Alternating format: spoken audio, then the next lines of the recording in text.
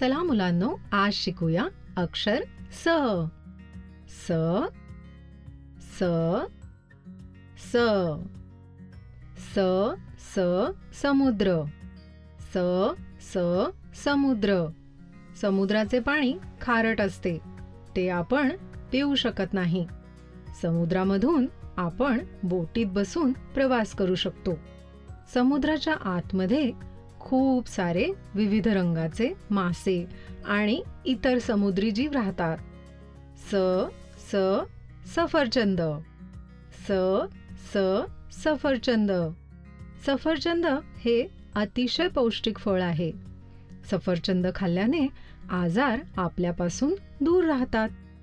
स स सफरचंद. स स संत्रा. स स संत्रा.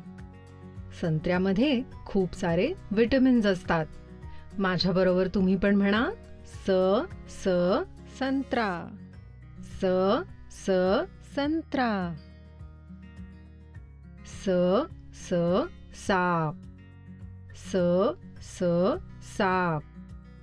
साप जमिनीवरून सरपटत पुढे जातात. स स साप. साप जंगलात राहतात.